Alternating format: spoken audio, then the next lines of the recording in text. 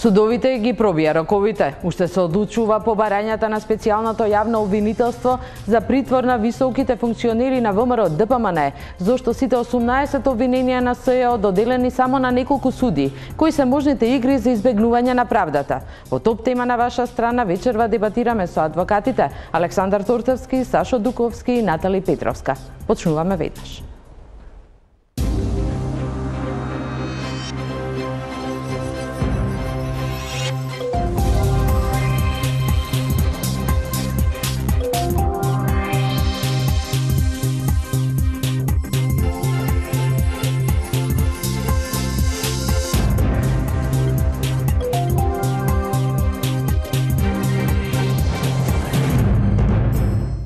Добро вечер во топ тема на ваша страна. Кривичните совети во судовите се уште одлучуваат по барањата за притвор и мерки на предпазливост доставени од специјалното јавно обвинителство. Уште пред 5 часа беше пробиен рокот, а од судот соопштија дека не може да предвидат колку ќе трае процедурата. Пред да почнеме со дебатата во топ тема на ваша страна, на линк го имаме нашиот репортер Павле Беловски кој е пред судот. Павле, дали има некои нови информации, дали во меѓувреме судот изрече некоја мерка притвор? Сања, благодарам за вклучувањето и поздрав до гостите. Добар избор пред се, кој ќе треба да даде одговор на неколку прашања кои денеска засегаат јавноста, а пак од кривичниот суд се уште нема одговор. Како што кажи ти, рокот е пробијан, но дали станува збор за 5 часа или помалку и за тоа немаме информација. Сепак кривичниот суд се обврза преку соопштение, кажа дека ќе се потруди покрај обемноста на материјалите кои ги добиат специјалното јавно обвинителство, односно обвинителните акти, предлози и барањата за притвори и мерки за предпазливост, дека ќе го испочитува рокот од 24 часа од примањето на материјалите и списите, сепак се уште нема одговор. Но зашто станува збор, има повеќе толкувања токму и од правната фела, токму и од самиот суд. Председател Стојан Чериварев кажа дека кога ќе има одлука, ќе се потруда да биде во рокот, ќе биде официјално соопштена, но тука остави простор да дискутираме, да дебатираме дали прво ќе бидат според предвидените законски регулативи ќе бидат информирани странките, односно одбраната на инволвираните обвинети лица во случаите за кои ги товари специјалното јавно обвинителство, а потоа јавноста треба да дадат одговор пред се и ова вечер и твоите гости.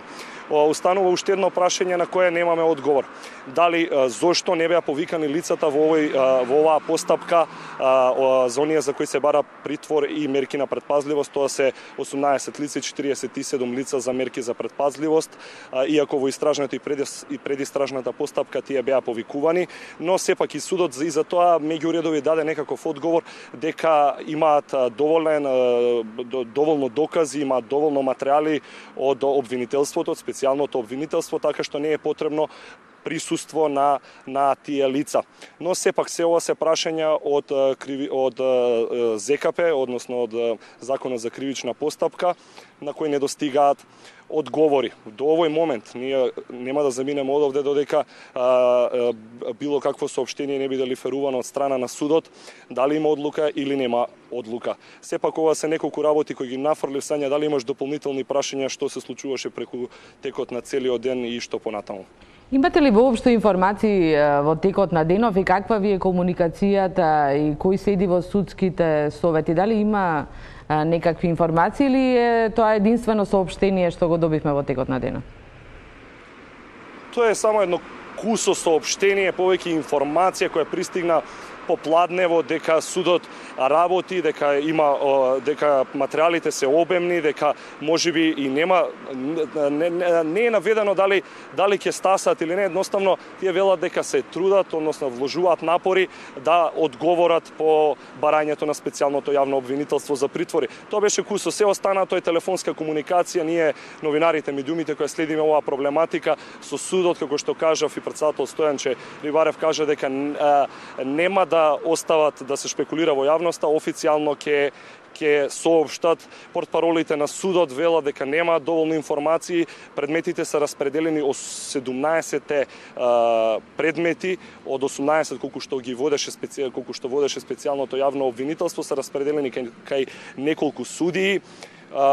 судии добија по еден, но и по неколку предмети, и тоа е дискутабилно, како што каже и ти во самата најава за нешто што ќе разговарате и вечерва.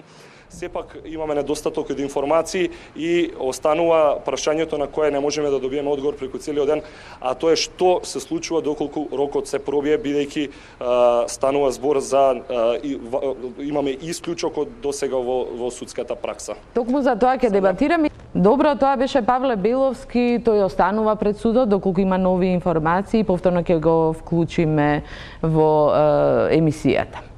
А вечерва дебатираме за сите овие дилеми со моите гости, адвокатите Сашо Дуковски, Александар Турцевски и Натали Петровска. Добро вечер на сите. Првото прашање, господин Дуковски и сите вие, роковите се пробиени. Што значи тоа? Тоа значи незаконитост. Не може судот да се однесува со образложение дека ги пречекорува роковите од 24 часа за донесување на било какво решение, независно дали е тоа за определување притвор или за одбивање притвор, со некакво си тривиално образложение дека биле предметите многу комплицирани. Јас ќе ви дадам еден пример. Ние кога сме бранеле во предметите за организиран криминал, жалбата на решение за определување на притвор исто така е 24 часа. Ајде обидете се вие на некого да му објасните, ќе испаднете смешен како конј, на некого да му објасните да речете, јас не можев да го рокот да го фатам од 24 часа. Зошто? Затоа што предметот е многу комплициран. Значи се работи за преклузивен рок. Мерката притвор како најтешка мерка за обезбедување на присуство на обвинетиот во постапката подразбира ултраитност и така треба да се постапува. Јас ќе ви дадам еден друг пример. Предметите, наводните големи предмети кои што многу државни телевизии ги пренесува со огромно задоволство тука, како Калдерма и така натака, каде што имаше по 80 обвинети, по 100 обвинети и така натака, беа исто така завршени и тоа сослушани обвинетите и беа завршени во рокот од 24 часа. Беше донесено решение во рокот 24 часа. Значи може судот да се организира. Тоа е работа на судот. Зошто мора еден кривичен совет или два кривични совети? На крајот на денот тоа се 18 предмети кои што прилично лесно се одлучува за мерката притвор. Само за притворот. Постои понатаму во текот на постапката судија или совет кој што врши оценка на обвинителниот акт. Меѓутоа за притворот тоа се два основа, бидејќи е завршена истрагата, нема веќе точка 2 влијание на сведоци или уништување на траги, има опасност од бегство и опасност од повторување на делото. И сега за тоа треба повеќе од 24 часа. Не можам да го разберам, ова е незаконито постапување и судот мора го пречекорил законот и за ова пречекорување многу ладно може Македонија да изгуби во Европскиот суд за човекови права во Страсбург. Меѓутоа, за волја на вистината, ова не е прв пат што судот, не само основниот суд Скопје, значи он одлучува, па веќе добиете после 5 месеци пресуда, ќе го носи датумот на дента кој што одлучува, за да формално се запази.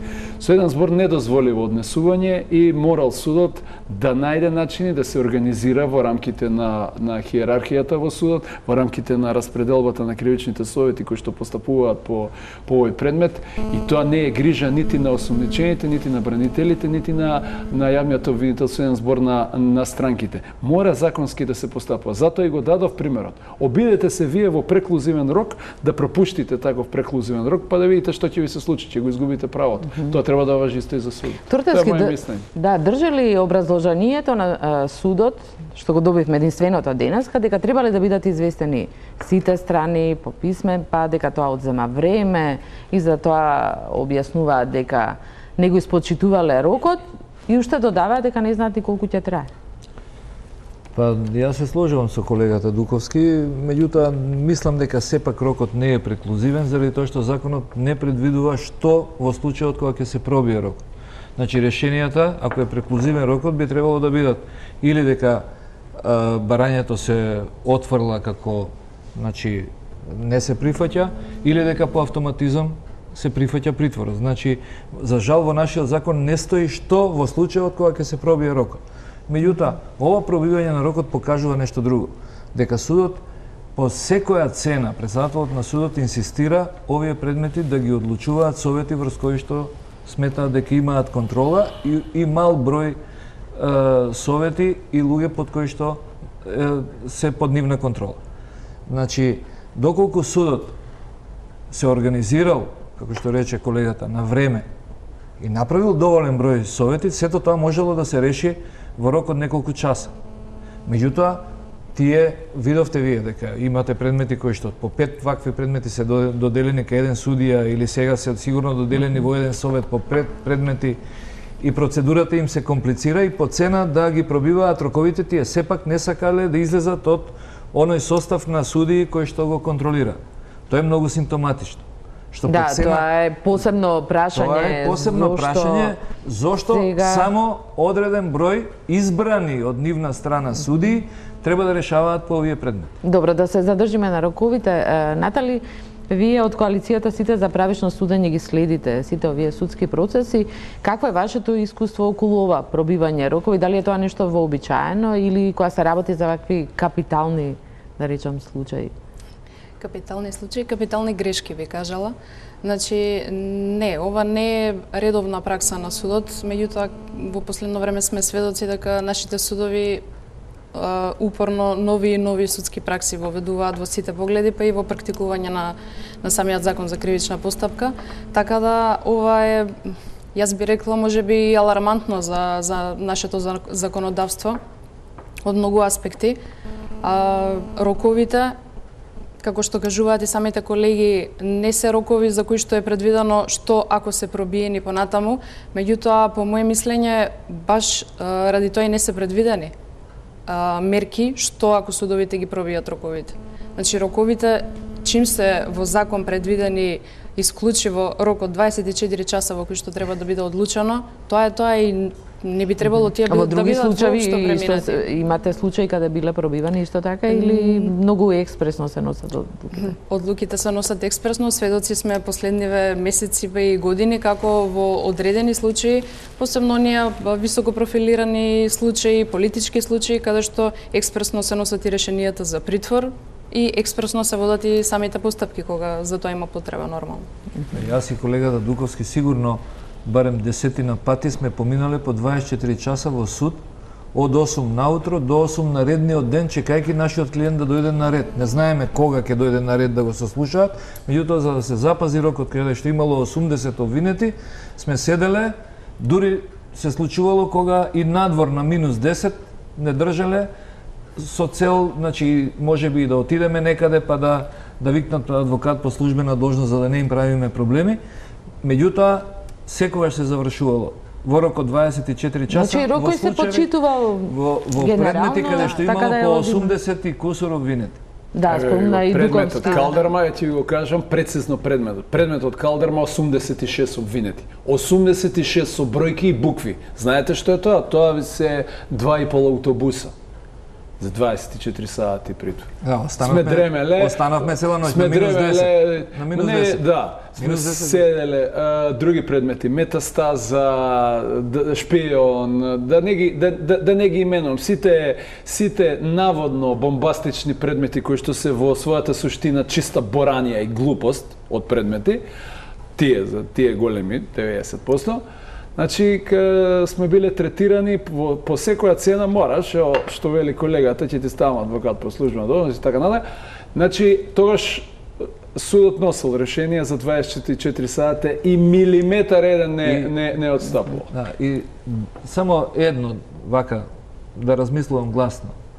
Еден судија одлучувал за 80 луѓе дали има основи за притвор во рок од 24 часа. Точно. Да, колкав капацитет тој човек може да има за да донесе една таква сериозна одлука? Во Кривичниот совет колку има? По тројца се сега. По тројца.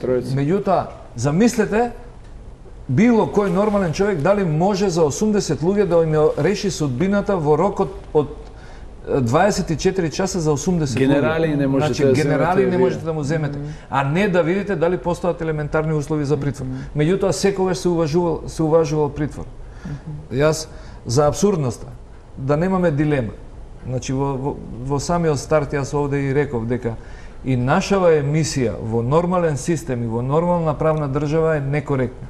Затоа што додека судот одлучува, ние би требало да седиме на страна. Да, меѓутоа ваква ситуација е незамислива исто така. Ние живееме во држава во која што не постои нити правила, нити закон, не се почитува ништо. Вие бевте во специјалното јавно обвинителство. Добре, не коментираме одлуки. Некаде да. Обично се бара притвор додека трае истрага. Специјалното јавно обвинителство реши да побара притвор со поднесување на обвинение. Тоа е одлука на тимот на јавното обвинителство во кое што јас немав влијание, не учествував. Добро, како адвокат. Во оваа фаза. Меѓутоа би сакал да се вратам на она што пред малку почнав да го зборувам. Мојот клиент Врнанишковски, кога му се поведе кривичната постапка за наводното перење пари, што сега повтор пат, мислам еднаш го укина Врховен суд, па повтор пат се судеше сега, беше на ослужување на казна затвор. Молам, тоа треба цела јавност да го слуша ова. И јас имав исто. Беше на издржување на казна затвор, му беше изречен притвор. Од Идризово Точно. беше земен со комбе и однесен на издржување мерка притвор. Замислете, 3 се основи за притвор. Да го повтори делото, да влијае на сведоците и да ги скрие доказите. Значи, што човек може од тоа да го направи доколку е во Идризово? Замислете, човек издржува претходна казна и го зимате и викате ти можеш да бегаш, да го повториш делото или да влијаеш на сведоците. Значи, тоа е абсурдна ситуација. Во случајот ликвидација, обвинителот Евремов од Велес беше 18 месеци, мислам, во притвор заради тоа што на колешката која што му одредила на човек притвор, на одреден притвор, на донесено решение и имаше пратено порака мораше ли да одиш со најтешката мерка. Значи, таква порака колешката му ја сочувала и го пријави и на човекот му беше изречена мерка притвор 18 месеци, седеше во притвор само заради тоа што на веќе донесена одлука и судска, изречен притвор, имал забелешка зашто се отишла со таа мерка. Госпоđo Петровска, кои се најчесто образложенијата на судот да не додали притвор? Тешко прашање. Многу тешко прашање. Кога имате од 100 барања, 95 уважени. 99. Да, меѓутоа сигурно има некаква пракса и некакво... Па ете праксата ви ја кажуваме. Еве кога, например, да издвоиме дека во случај кога обвинети се политичари. Високи функционери, во голема мера дефинитивно свесни сме за изрекувањето на мерката притвор, баш како вулгарно да го вулгаризираме и да изразот тресење од ракав. Значи, мерката притвор во Македонија статистички мислам дека од регионов е најупотребувана мерка. За сите останати зборам предмети. Меѓутоа, кога станува збор повторно од аспект на оние предмети кои што ги води специјалното јавно обвинителство, таа мерка на никој не му доаѓа на памет да ја изрече. Така што... Не само тоа, видите, за поздравување вистина, многу за поздравување начинот како се однесува специјалното јавно обвинителство во водењето на постапката. Значи, вие имате праќање на покана уредно. Немате подигање вие со специјални единици, како што имавме во предметот метастаза, искача неврохирург од сред операција со крвави раци и го предужелената фамилија го подигаат како Ал-Каеда да е. Разбирате? Да, имаше оние спектакуларни приведувања, сите беа, и со огромна гордост искача високи представници на полиција како да го решиле криминал. И сега специјалното обвинителство јавно не да нити сум член таму, нити имам некаква врска со тоа. Него сакам да кажам, покажува екземплар како треба да се постапува. Значи ти му доставуваш покана, И кога ќе се одозове на таа покана, го сослушуваш, па бараш притвор и така натака. Тоа е единствениот начин. Не подигни го без било каква наредба од било кого, донеси го како куче у суд, викни одредени новинарски куќи тоа вака да го обележат, како да народот нешто ќе добие со тоа снимање, и после анблок од 100 барања 101 притвор изречи. Инаку, ете, колегата е уклучен во СЕО, ама јас не сум сигурен, мислам дека за одредени од овие обвиненија беше побарано и во текот на во истрагата. Не, истрагата беше... Тука нема дилема. Да, беше барано во истрага. Меѓутоа, тука имате, ја не се занимавам со спортска прогноза, меѓутоа од 10 барања имате 10 одбиени барања. Дури имате еден таков нонсенс, што срамота се коментира. Во бегство. Не е бегство, него има тоа башка. Него имаше една друга ситуација која си дозволи судијата на претходна постапка да оценува и да вели не е надлежно специјално јавно обвинителство да постапува по овој предмет и го отфрли барањето за како недозволено. Тоа се сите обструкции кои течеа. Пак ќе одлучува сега тој. Да. Пак тој судија ќе одлучува сега. Точно. Па после беше укинато. За кој судија станува збор? Да, не би сакале, не би сакале со јас особено не би сакал со имења. Значи, гледате сега, овој предметов се стварно све на ТС, еве нека помогне колега. Ова што не успеа за финансирање на партиите. Талер. Што не успеа заради почитувањето на законот од страна на СЕО. Значи, СЕО не може илјадници луѓе да повика за толку краток рок на начин како што законот предвидува, му праќаш ти покана и така натака, све уредно. Бидејќи има илјадници донатори на партија. Фиктивни донатори, мислам. Меѓутоа, таа истрага ќе продолжи Тордовски. Според она што тој предмет знаете. нема да заврши, мислам, нема да влезе во ниедна фиока, тој предмет мора да се процесуира и правдата и таму мора да победи. Тој предмет ќе излезе пред лицето на јавноста и македонската јавност ќе види колку било тоа злосторничко здружување и колку луѓе биле вклучени во тоа. Значи тука нема дилема. Тоа што во моментот не е поднесено обвинение, тоа е сплет на околности, меѓутоа тој предмет не е застарен, е многу актуелен и многу жестоко се работи. Значи, во блиска иднина мислам дека јавното обвинителство ќе заличи на едно вистинско јавно обвинителство, кое што ќе треба да се однесува онака како што треба, а не вака да биде потрчко на актуелната, на претходната власт. И мислам дека тој предмет многу сериозно ќе мора да се работи. Иако не сакате да споменете име на студија, ама загатнавте една дилема која сакав да ја отворам.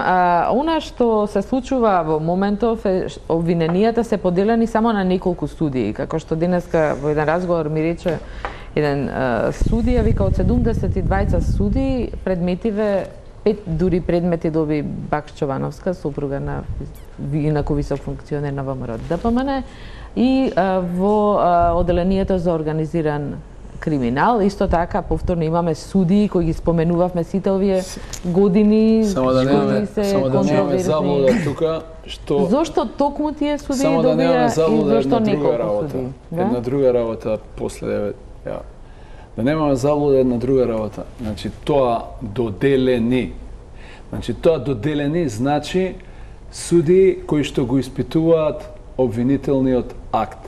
Ако се работи за кривично дело за кое што е предвидена казна затвор највисока до 10 години, испитува судија поединец. И како што вие спомнавте, дотичната судија се паднале, не се паднале дале или како веќе, ќе постапува по 5.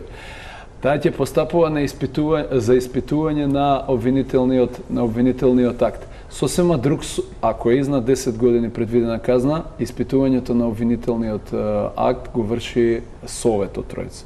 Што сакам да кажам во врска со ова? Сакам да кажам дека таа судија или тие судии што се доделени, што вака јавноста мисла, доделени се за испитување на обвинителниот акт. Хипотетички, вистина, ако на вистина сакаат они... Сашо, и за судење ќе одат таму, заради тоа што тие однапред се распоредени, организиран криминал, пак е таа истата група. Тие се истите. Добро, ама не може значи, исти судија што испитувал да биде...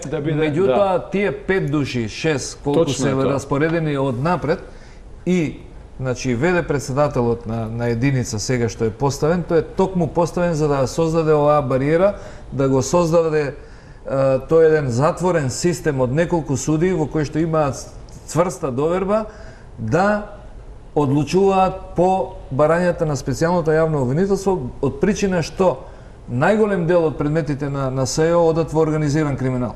И они токму најсигурните нивни луѓе ги имаат поставено во одделението за организиран криминал и сега вие можете да местите компјутерски, мислам, не да местите, можете да му дозволите на системот компјутерски да распореди, ама ако вие се ставиле таму 5 ваши судии, ќе падне кај еден. Потребивте, зашто Добро, има и местење. Не, јас сум бил сведок на тоа, чекавме службеникот да дојде, ја обвинителот и судијата на претходна постапка за една марихуана, да дојде службеник кој што е задолжен тоа да го стори. Како идиоти, тројца седевме, едно 2,5 сати додека дојде службеникот и додека не вака ручно баба ме ударио далинским, додека него стајке кој конкретен судија. Зборот ми е значи тој автоматизам што тоа распоредување тоа е само привид. Заради тоа што од цел суд, ова што рековте, од 72 судии на организиран криминал се поставени само луѓето врз кои што тие имаат контрола. А како дополнение од оние кои што се распоредени по стар закон, уште неколку исто кои што тие мислат дека ги контролираат. По она што го слушам вчера и во текот на денот, не сум сигурен дека веќе таа контрола толку цврсто ја имаат, меѓутоа да се надеваме дека овој ден ќе биде денот дел Како мислите, не сте веќе сигурен дека контролата функционира? Па по тоа што веќе има барања за изземање, па да, две судики вчера значи, иззема една и кога веќе значи почнуваат такви барања, тоа веќе значи дека луѓето не се спремни да плаќаат доживотно фактурата која што им ја испорачува гарнитурата што ги избрала за нивниот избор и за нивното напредување. Значи, тие суди во нивниот избор морале да влезат во тефтерчето на Гордан. Фактурата која што ја плаќаат, тоа е да го кршат законот и собствената совест и да се брукаат, да се срамат пред цела македонска јавност со повластување на одредени политичари. Меѓутоа, мислам дека веќе доаѓа моментот кога тие не се спремни да плаќаат понатака таа фактура. Мислам дека такво ми е чувството дека околу овие предмети сега ќе почне да се крши мразот во правосудството. Петровска, како вие го гледате ова доделување, распоредување на предметите, токму као вие суди, една судика добива дури 5 предмети? Така, па симптоматично е искрено и тој циклус на распоредување на тие предмети, овие интересни, да речам, политички предмети и предметиве на СЈО, упорно се одвиваат, односно се распоредуваат кај истите суди и истите. Јас денеска баш бев изненадана од реакцијата на една од судиките која што се иззема. Значи, позитивно изненадана и се надевам дека има таму уште една судика, мислам дека која што беше спомната во бомбите. Да, токму очекувам дека можеби и таа ќе се изземе, па така постепено со тој еден циклус, како што каже и Туртевски, ќе почнат сите да чекор наназад. Вие така го толкувате ова изземање? Се надевам дека ќе тука почнат ќе направиме една пауза за реклами и се враќаме повторно на дебатата.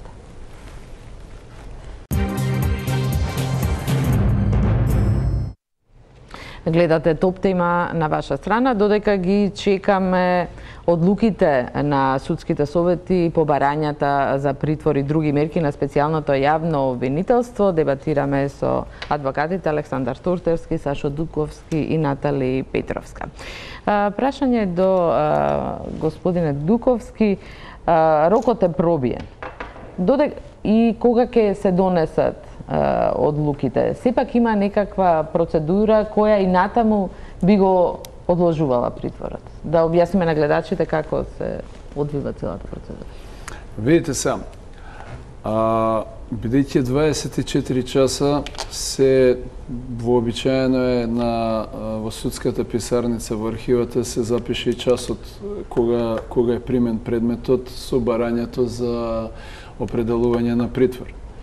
И решението мора да го носи после најмногу 24 часа. Сега кога дали тој утре да излезе на светлото на денот, тој ќе го носи, не знам кога беше тоа вчера, во 16 часот, во 15 часот. Ете ви е првата незаконитост. Значи, првата незаконитост ви е таа. На тоа решение, значи они мораат да донесат решение за 24 часа некои од кривичните совети што постапуваат. На тоа решение има право на жалба во рок од 24 часа, бидејќи е притворот побаран со обвинителниот акт, а не е определен од судија за претходна постапка. И потоа кривичниот совет на апелациониот суд е должен во рок од 48 часа да донесе одлука во врска со притворот. Сега мора да се каже една работа што е објективна тука. Навистина е објективна. Рокот вистина е императивен од 48 часа од страна на донесување на одлука од страна на апелациониот суд. Меѓутоа, има низ на действија што треба да се направат од донесувањето на решението до тие 48 часа. Значи, не значи дека со моментот на поднесувањето на жалбата во толку и толку часот јас би бил среќен дека 48 часа така да се рачунаат. Би бил ултра среќен и Македонија би била најекспедитивна правна држава. Меѓутоа, треба тоа да се достави на одговор таа жалба на другата страна, што ќе рече на обвинетиот, односно на зависи кој е незадоволен. Зависи кој не е незадоволен. Дали кон одбраната или кон јавното обвинителство. Сето тоа подразбира техника, па право на одговор на жалба. Не можете вие, ако имате жалба од 20 страници, да напишете одговор на жалба у 5 минути. Освен ако не сакате хартија, држи све да пишувате што сакате. Така да, обично тие 48 часа треба да течат со што од кога ќе го добие апелација комплетен предмет. Ми го зема зборот. Точно тоа сакав да кажам. Значи 48 комплетирање а не луѓе овака и во јавноста се зазема некој став дека кој ќе се донесе одлука. Не можете физички тоа да го направите. Значи не можете физички и тука судот не е виновен, нити основниот, нити апелациониот. Значи вие да имате 50 доставувачи не можете тоа да го направите. Треба одговор на жалба, да се даде некој нормален рок. Кога ќе стигне, што рече, ми го зема зборот колегата, кога ќе стигне во апелација, они се должни во рок од 48 часа да одлучат и тоа е еден пристоен рок и мислам дека до сега погоре или подоле се почитувал тој рок, со тоа што апелација има право да ја одбие жалбата, да го потврди првостепеното решение какво год да е, да го укине исто така какво год да е, дали за притвор или за одбивање на притвор, или да го преиначи. Што тоа се трите можности. Пред да продолжиме со дебатата, да се подсетиме што содржат обвинителните акти, што вие 2 години ги подготвуваше специјалното јавно обвинителство. Анализата ја подготви Александар Манасиев.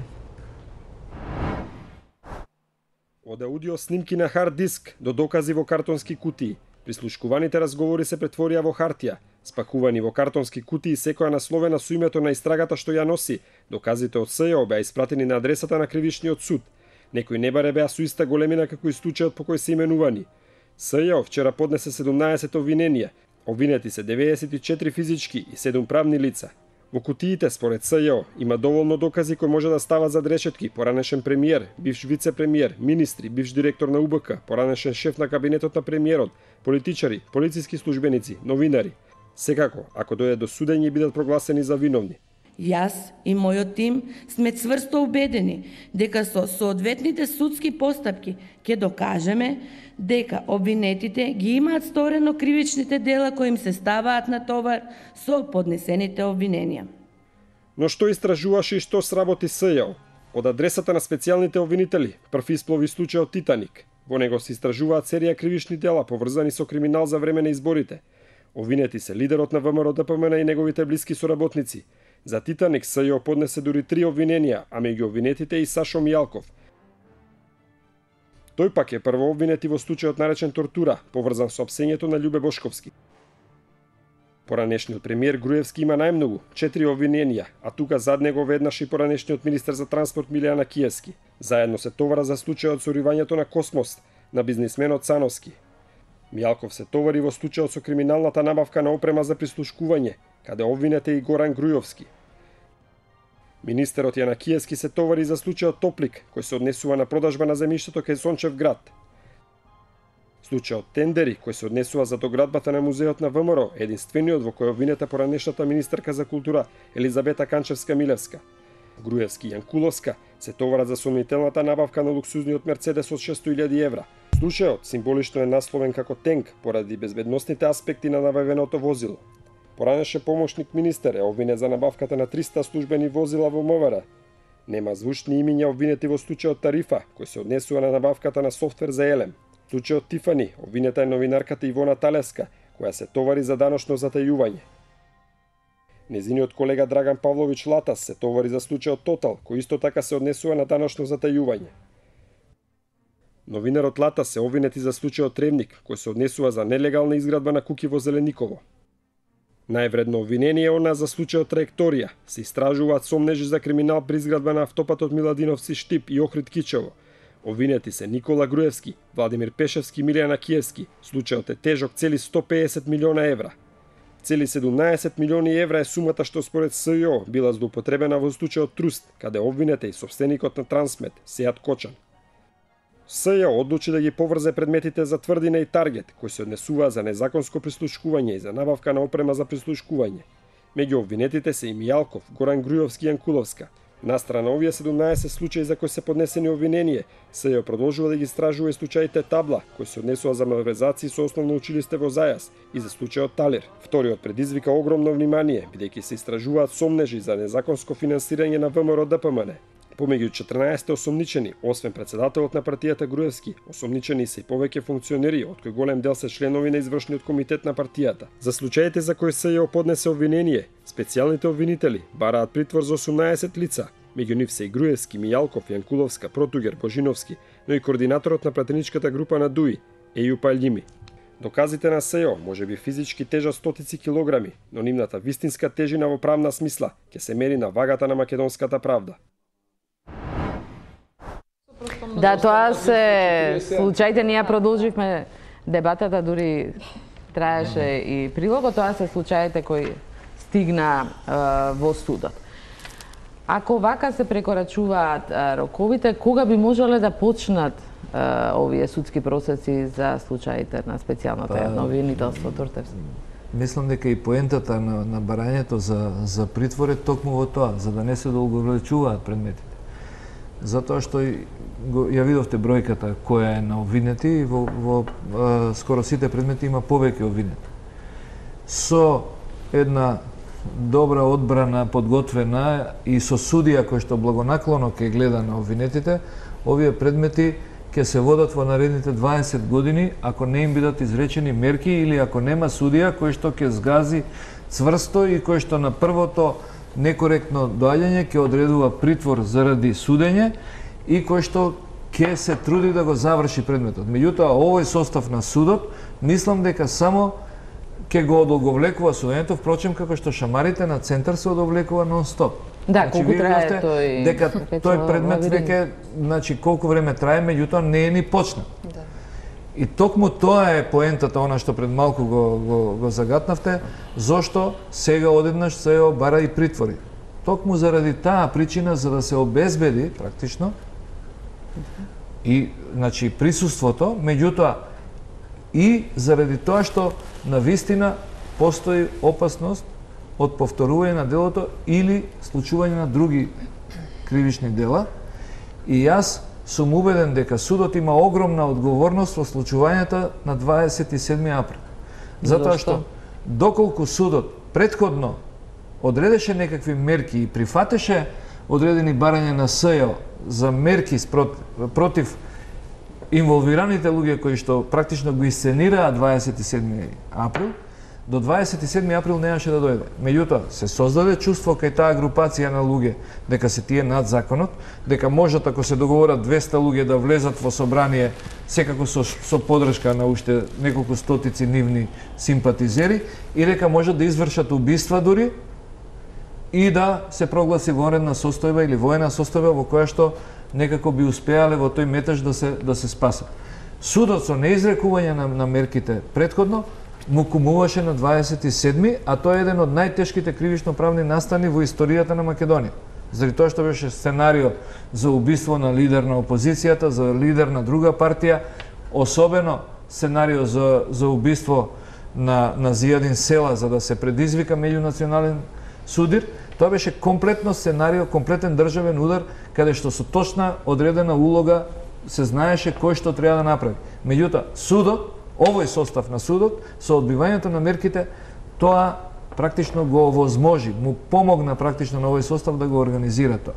И мислам дека дел од одговорноста за тоа ја имаат. И токму е тоа, значи, една од судските надлежности е специјалната превенција.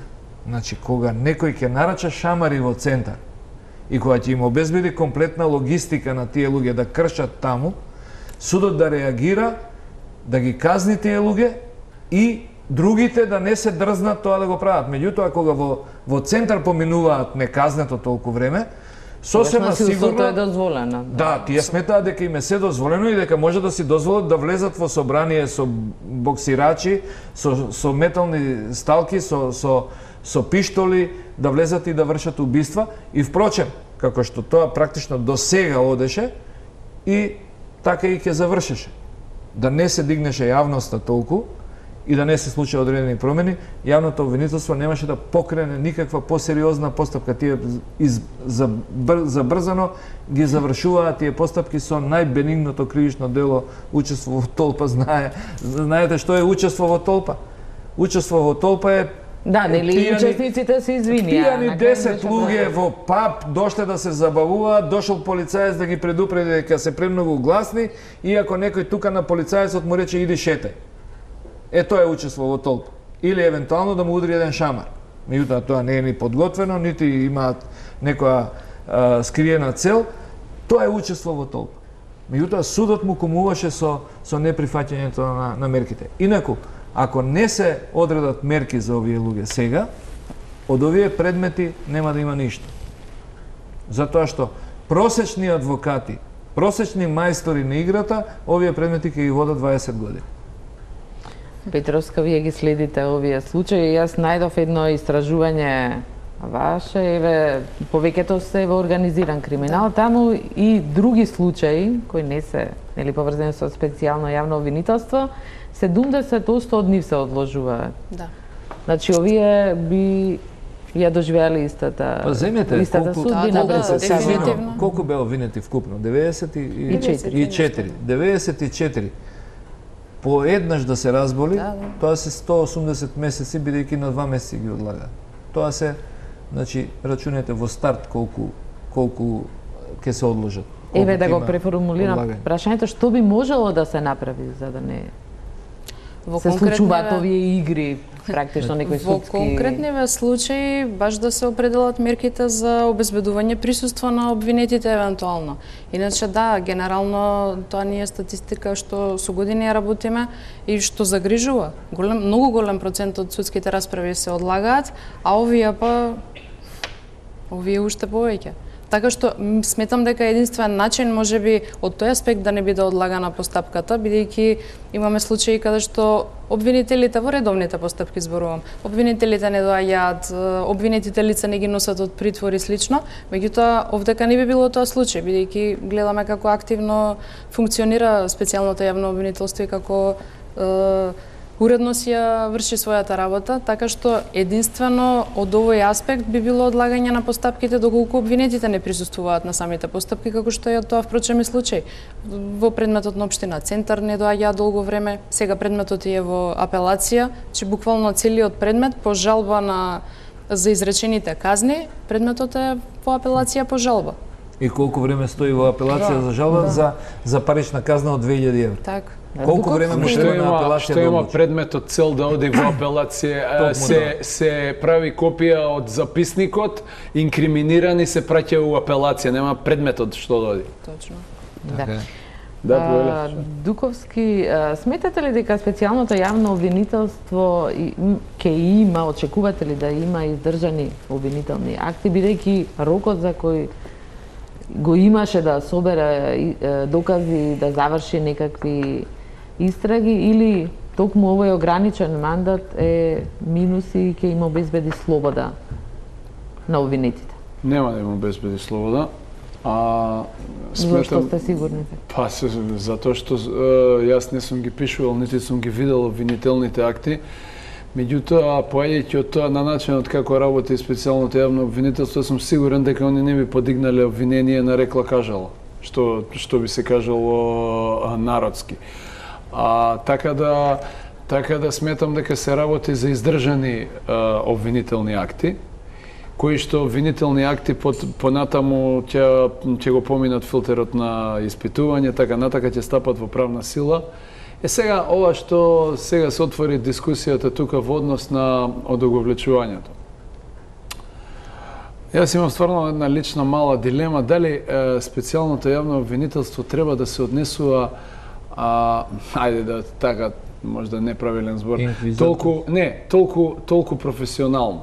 Во кој смисол? Вие се однесувате професионално. Ама ги пофаливте претходно дека ги промениле начинот на знаете што сакам да ви кажам?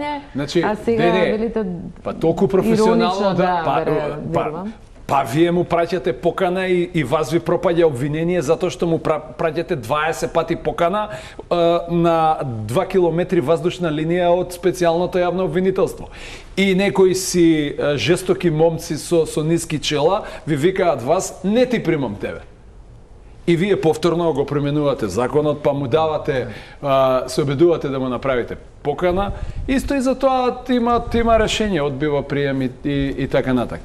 Меѓутоа, тоа се техники на постапување, како што рече. Не сум баш сигурен дека ќе може вечно тоа да се одоговлечува. Вистина дека големата бројка на обвинети со самото тоа, секако дека е полесно вие еден да имате обвинети, да имате по 7-8 во предмет. Ќе биде тешко да се процесира. Па ќе биде тешко, меѓутоа вие можете во секој не се во еден предмет, во 20 предмет, во 18 колку. Така да тоа се по 8-9 колку иде тоа веќе. Сакам да кажам една друга работа. Во секој момент специјалното јавно обвинителство ако види дека некој тие се луѓе искусни правници, значи ти можеш еднашка да одоговлечеш на тоа, точно дека еден може, па другиот па друг. Ама ако се гледа дека тоа константно и дека константно на исти финти тоа се прави, значи апсолутно може во секој момент единствен да се побара притвор.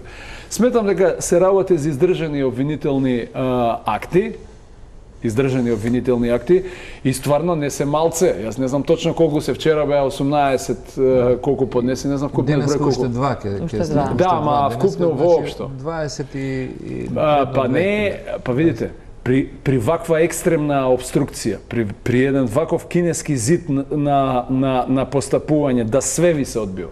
У старт све ви се одбива. Институциите, Сашо, институциите барат информација 3 пати се казнува директорот, не ви дава информација. Значи точно тоа зборам. Значи не може да го стави у притвор директорот што вели највише што може да му даде парична казна за непостапување и него савршено не му е гајле, не ја плаќа он од джеп својата казна у јавна институција.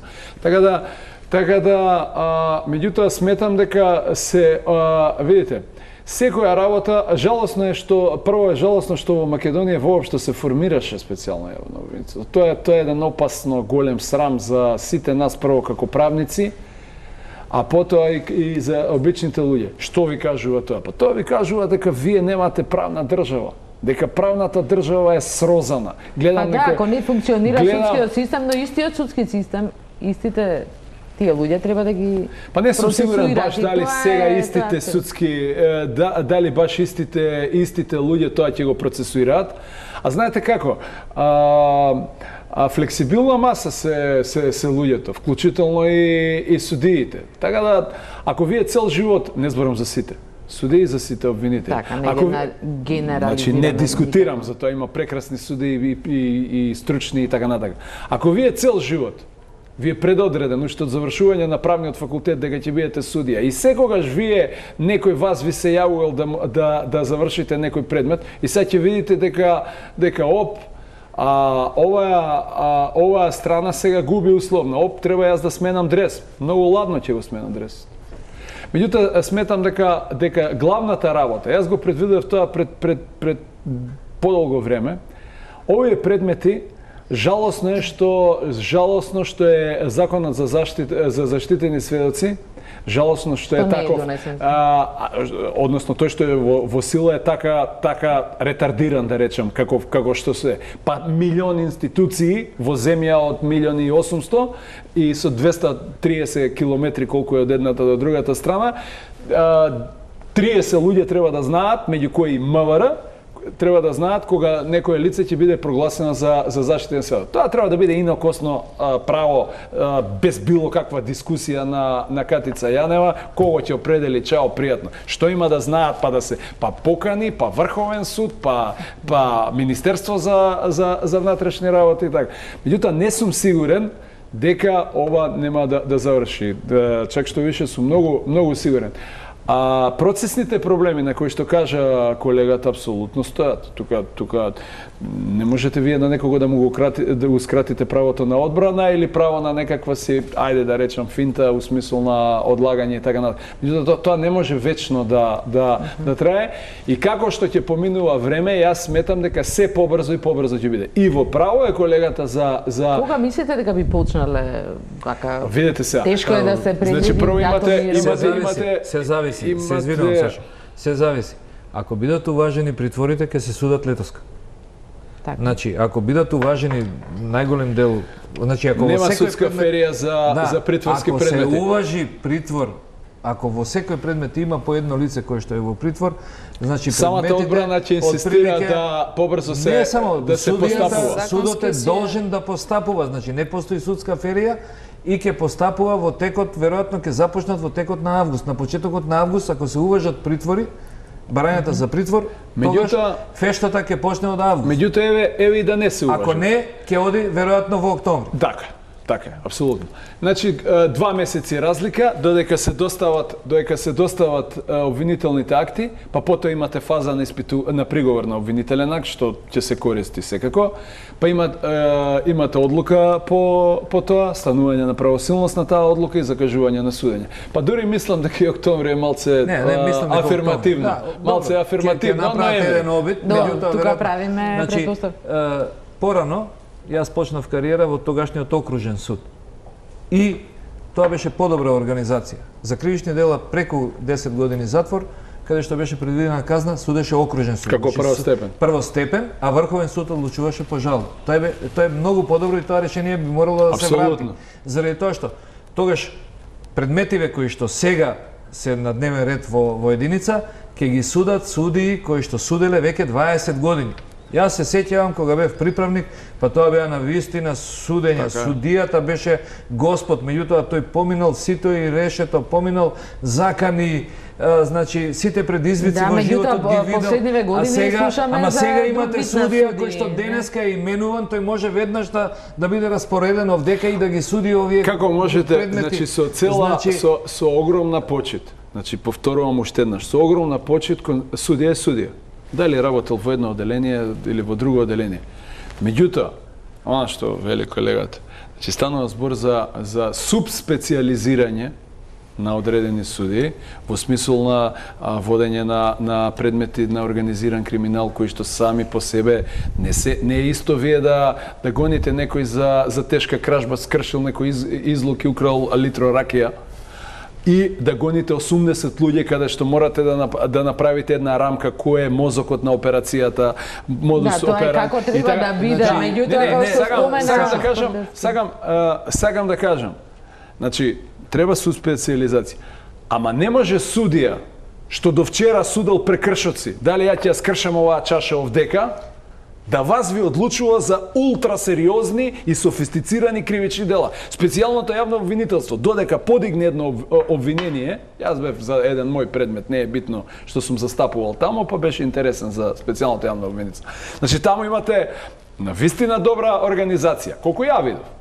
Значи имате овие истражители, имате неколку обвинители кои што постапуваат за тој предмет и технички персонал. И сите тие го обработуваат секој од свој аспект, дали е тоа IT техничар и така натаму. И сега вие имате човек кој што до вчера ви кажам одлучувал за гласна музика или за кршење на чаша у кафана и вас ќе ви одлучува за најсофистициран криминал. Тоа е нонсенс. Тоа го нема нигде во светот. А кај нас го имаме се уште. Зборот не беше ова, не ја довршив мислата. Значи, тогашниот окружен суд, бидејќи тоа беа сериозни кривични дела, кога ќе ги дадеше термините однапред, тогашниот, значи, судијата тогаш правеше проценка колку ќе му требаат рочишта за отприлike да го заврши предметот. Со поканата испраќаше покана, например, 18 јули, 19, 24, 28, 4 август, 7 август и 9 август.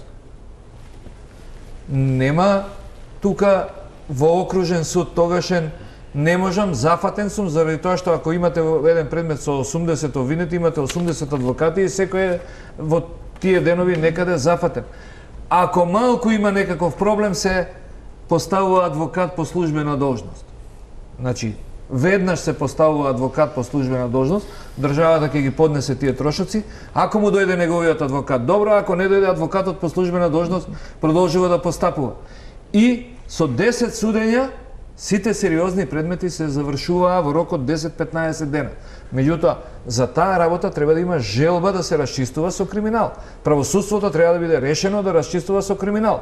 Значи, ние од осамостојување до денес, јас сум сигурен дека во материјална смисла криминалот има наштетено на Македонија, значи некакви 3 или 5 милиарди евра, да имаше така процент. Значи, меѓутоа, од тие 5 милиарди евра кои што криминалците во Македонија ги присвоиле и оштетиле државата, 99,9% е криминал на бела крагња.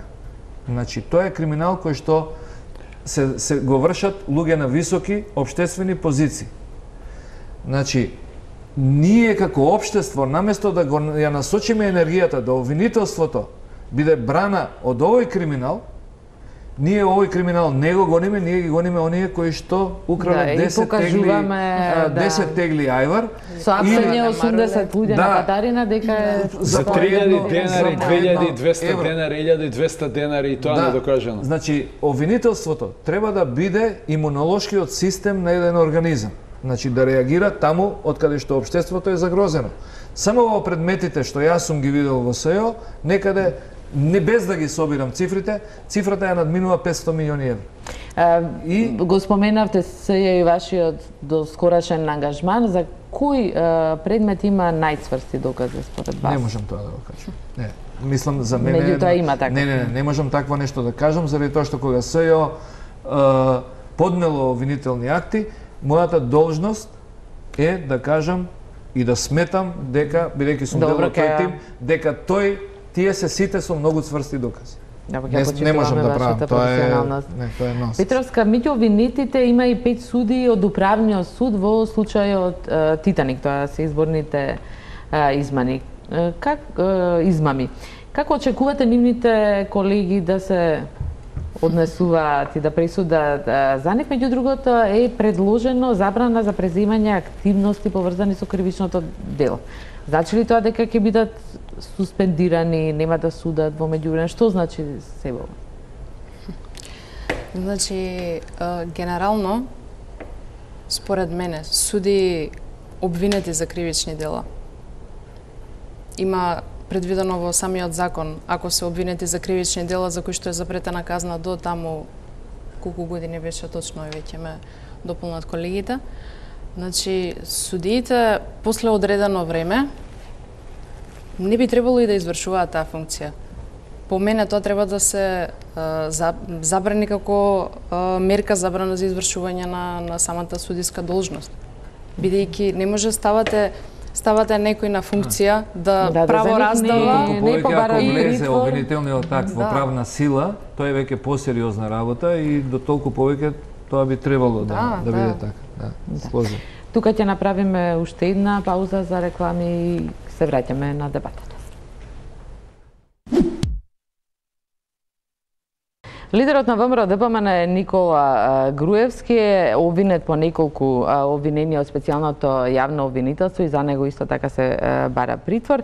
Тој вчера обвини дека се работи за политички прогон и целта дека е партијата. Од фактографот што го подготви Јогнан Чанчаровиќ ќе се потсетиме на сите судски процеси против политичари кои секогаш беа нарекувани политички монтирани.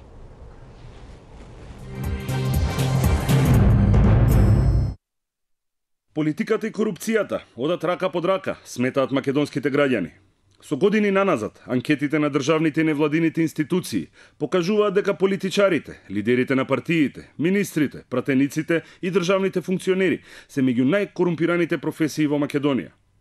Над половина од анкетираните граѓани сметаат дека сите или повеќето политичари, министри и пратеници се корумпирани на овој или оној начин. Полицијата и обвинителството ја немаат истата перцепција како граѓаните, а тоа може да се заклучи преку бројката на политичари кои завршиле во затвор, вкупно 6 во последните 20 години. Заедничко за сите е што се најдоа на обвинителната клупа откако им завршија државничките функции и имунитетот и беа процесуирани како обични граѓани. Ке почнеме со сегашниот пратеник Амди Бајрам. Во 2004 година тој беше осуден на 4 години затвор заради финансиски малверзации. Бајрам беше обвинет за злоупотреба на службената положба и овластување, бидејќи 666.000 метри платно, вредно над 750.000 евра, било незаконски изнесено од магазините на една фирма и префрлено во магазинот на неговата Шуткатекс. Дел од тоа платно потоа било продадено во Хрватска. Ламбе Арнаудов, еден од најблиските соработници на Љупчо Георгиевски, исто така беше обвинет и осуден за финансиски криминал тежок околу 1 милион евра, додека тој беше директор на државното ЕСМ. За злоупотреба на службената положба и овластување, во 2006 година тој доби 4 години затвор. По 20 месеци наводно бегство, полицијата успеа да го најде во родниот град Охрид и да го уапси, а потоа и да го спроведе на издржување на затворската казна. Преседателот Иванов во 2009 година го помилува и му скрати 10 месеци од казната. Војо Михајловски, директор на Фондот за здравство во времето на премиерот Љупчо Георгиевски, исто така доби 4 годишна затворска казна за финансиски малверзации со набавка на медицинска опрема, тешки околу 4 милиони евра. Како по правило, и тој одговараше за злоупотреба на службената положба и овластување, а покрај него затворски казни добија уште 6 лица кои учествувале во спорните набавки. Љубен Пауновски е третиот функционер од владата на Георгиевски кој заврши за дрешетки. Тој беше обвинет за злоупотреба на службената положба и овластување додека извршувал функцијата министер за одбрана. Во обвинителниот акт стоеше дека тој стои зад финансиски криминал од 69 милиони денари. На првиот судски процес доби 5,5 години затвор, но на повторното судење казната му беше намалена за 2 години. Љубе Бошковски мина најмногу време во судот и дигна најмногу прав во јавноста. Тој беше обвинет во 2 случаи – ровер и кампања. За случајот Ровер беше осуден на 12 години затвор, кои потоа му беа намалени на 10,5, а за кампања доби 7 години затвор, кои потоа апелација му ги намали на 5. Ване Цветанов, поранешниот шеф на дирекцијата за спречување на перење пари, беше осуден во случајот Шпион. Цветанов беше обвинет за злосторничко здружување и издавање државна или воена тајна и судот му изрече 3-годишна затворска казна. Уште 20 политичари добија судски пресуди, но успеа да ги избегнат затворските келии. Васил Тупурковски беше осуден на 3 години затвор за тајванските кредити, но апелација ја укина таа пресуда, а во повторното судење тој доби ослободителна пресуда. Тука е и случајот на поранешниот премиер Владо Бучковски за финансиски криминал во Министерството за одбрана. Бучковски мина низ 3 судски процеси. Во сите доби различна затворска казна, а во моментов тој е на слобода, бидејќи предметот се уште се влечка по судските лавиринти.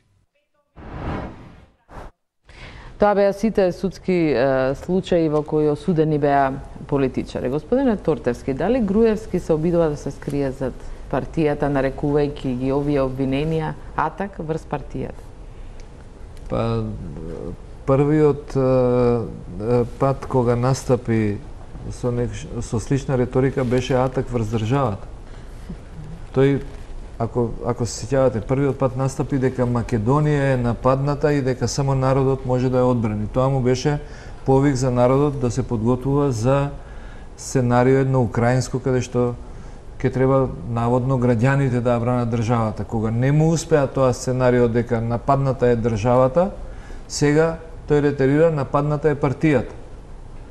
Меѓутоа, негово право е сега да се брани на начин на кој што тој ќе одбере. Тоа никој не може да му го оспори и да се представува себе си дека е политичка жртва на политички игри. Меѓутоа, ако објективно сега разговараме, тој си е самиот виновен. Прво што ги направиле тие криминали кои што објективно сметам дека се направени. Второ, нема во држава, во свет, никаде, ни една мафија, ни една организација која што толку ревносно се снимала кој колку краде. Нема на свет, тоа е абсурд. Вие да направите досие за секоја кражба. И што е најтрагично, да знаете дека сте снимани. Затоа што таму неколку души не биле снимани, меѓу кои и тој, и затоа тој зборува во шифри со другите соработници негови. Меѓутоа соработникот таму се истрчува, знам, да, ово е тој, а овој му вика, види за оној што води СЕАТ, види за ФЦ, збориме, нели, значи он знае дека се снима, меѓутоа се налепува кај соговорникот. И со така уредни снимки, каде што практично се сервираат сите учесници во тој криминал, тие зборуваат за дека партијата им е нападната. И сега, или ако онолкава зграда во денешно време е направена на оној начин, со таков раскош, тоа прво покажува лудило. Значи, не можеме да зборуваме за вкус. Во денешно време, кога имате 600.000 луѓе, независно дали токму само они се криви за иселувањето, меѓутоа кога излегле од Македонија надвор, вие да градите еден Версај таму и во исто време да ја градите владата со 7.000 евра само под. Сите сме граделе нешто и знаеме колку е добра градба. 500 евра, 700 евра, ептен добра, може би да е 1000 евра врвна класа, меѓутоа 7.000 евра да плаќате под. Мене никој тука не може да ме убеди дека тоа е случајно и дека дел од тие средства не завршиле на други сметки, дека се платени негде на друго место и подоцна тие средства дека се искористени преку наводни уплати и донации во партијата. Дуговски, сметате ли дека ќе може да се скрие зад партијата? Видовме протести, само една работа. Тоа, значи, порано во комунизмот кога имаше полицаец, позорникар, ако дете некој чии што родители немаат приходи, донесеше точак, велосипед, полицајцот ќе го фатеше за уво и веднаш ќе му речеше од кај ти ово. Во денешно време да изградите онолкав дворец, каде што добар дел простории луѓето не влегуваат никој таму за да не ги видат тој раскош. Тоа првиот ден се покажа токму кога се влезе во владата за да се покаже демек еве вие влеговте во премиерскиот кабинет, ама ние имаме подобар овдека во нашето седиште.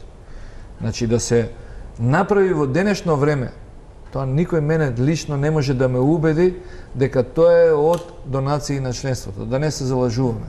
Да, токму тој случај остана настрана. Ке успее ли Груевски да се скрие зад партијата? Имаше протести синоќа, видовме денеска, тој најави дека веќе нема да биде конструктивен, кооперативен. Па му благодариме, многу беше конструктивен Ептенсо, 27-ми у конструктивност ни му влегува. Јас цитирам што кажа синоќа. Па ајде да видиме една што значи тоа. Интересно да, во колумна што ја прочитав пред да почне емисијата на колешката Катерина Блажевска, вели Санадер никогаш не се повика на партијата. Многу добра колумна, многу јас цитирав денес. Беше подигнато обвинение.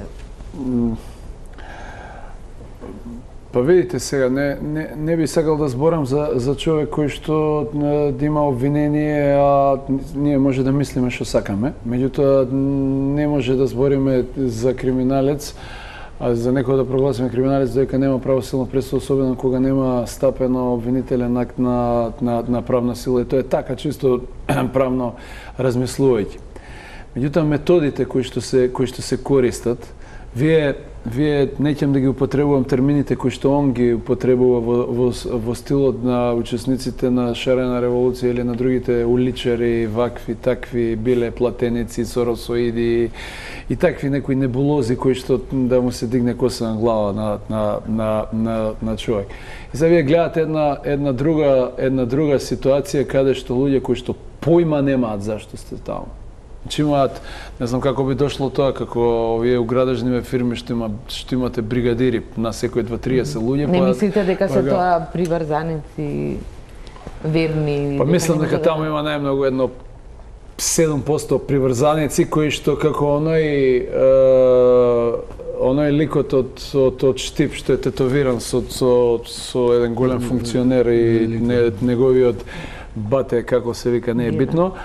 А мислам дека тој може би да, и такви како, денеска го гледав, човекот две реченици, значи да не генерализираме, меѓутоа две реченици сврзуваше зошто е он таму, сврзуваше едно 7 минути зошто е он таму. А да не зборам за оној господин вчера што има 70 години, зошто сте дојдени да се ги мериме. Значи, мислам дека тука имате класичен USB кабел, каде што нема размислување сакам, неќам, имам свое мислење, немам свое мислење, него едноставно имате SMS порака во 19 часот пред основен суд 1. Типично навијачко однесување 80-тите години во Англија. И имате плускање, што ви рекли од кавадарци, имате викање одредено, меѓутоа тоа веќе не поминува. Тоа веќе не поминува, ги гледате и бројот на луѓе, колку беа вчера, беа пар стотини, денеска беа 2 сати беа и тоа нема и они може да протестираат, ништо нема да се заштити он од партијата, доколку сега кој е виновен. Меѓутоа сметам дека навистина секој човек треба да има доблест. И на Нимбергскиот процес кога се водеше, сите тие луѓе што беа обвинети за тие тешки дела против човештвото, никој не се бранеше така бедно и секој во оваа држава да му е крив, само он да е светецот еден единствен. Тоа покажува за структурата на личноста на одреден човек. Па биди маж, искочи. Сега како тоа почна одма да му смета судот, каков бил пристрасен, така натака... Медиумите. Сега медиумите. А имате класична Гебелсова пропаганда во задните 10 години од неколку државни телевизии, што беше, мислам, она беше тортура. Да знаеме каде стигна на кој едно медиумите. Питерска, дали пратеничкиот имунитет ќе може да ги заштити колку Никола Груевски, Елизабета Канчевска-Милевска и Ејуп Алјумиоду, и тие се тројцата само пратеници меѓу обвинетите за кои се бара притвор? Не, па имунитетот не штити од кривична одговорност. Имунитетот штити од изрекување на мерка притвор и тоа не е штитење, Тоа е процес во кој што доколку судот одлучи да донесе решение со кое што би изрекло мерката притвор, има обврска, бидејќи они се пратеници, има обврска да го извести председателот на собранието и собранискиот состав, па понатаму тоа да се процесуира во комисиите што ги има собраниски што одлучуваат за тоа. Тоа се некои кратки рокови за 2 дена, 3 дена и тоа потоа се изнесува на гласање во собранието.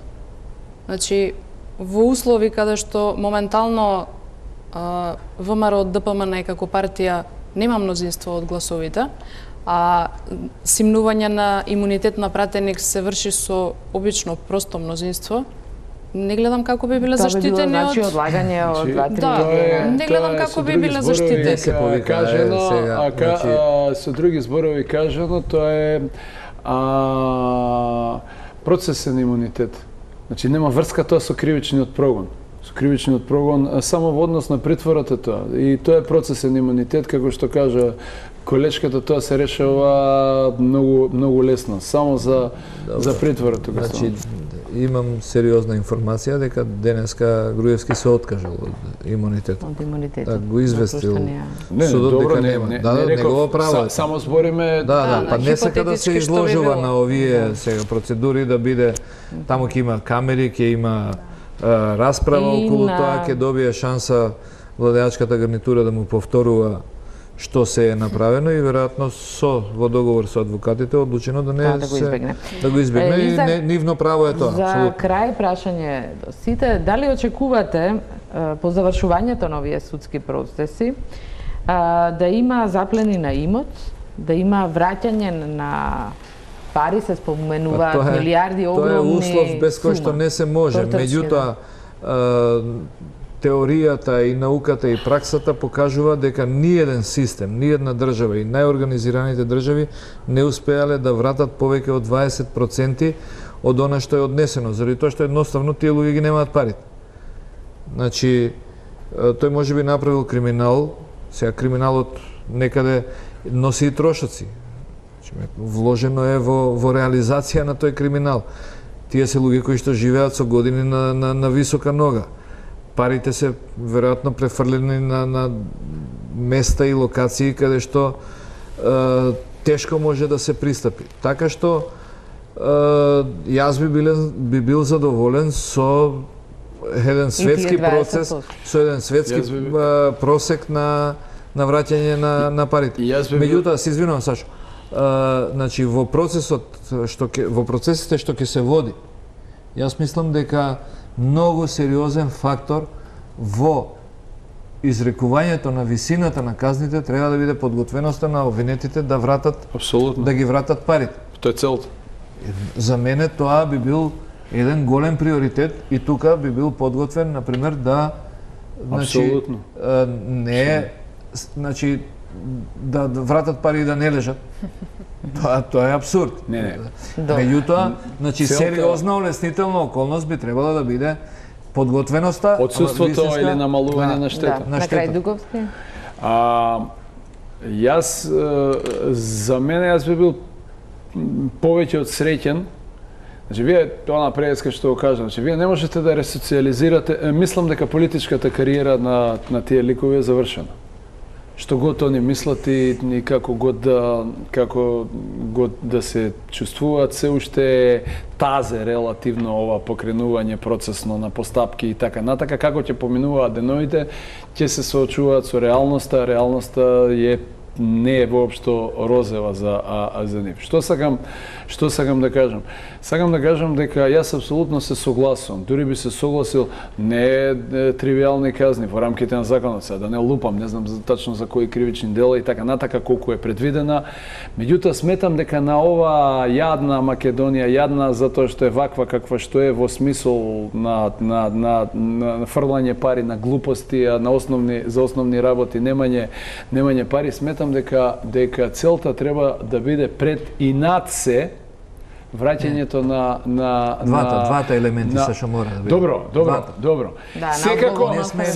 Секако мора да се еднаш во оваа држава мора да се докаже дека криминалот не се исплати. Така. Особено ваков high profile криминал. Па не може некој мене да ме убеди дека паркетот 5000 евра, повторувам со бројки и букви, од 5000 евра квадрат, 5000 евра квадрат, дека тоа е од партиска членарина на ликот што е тетовиран.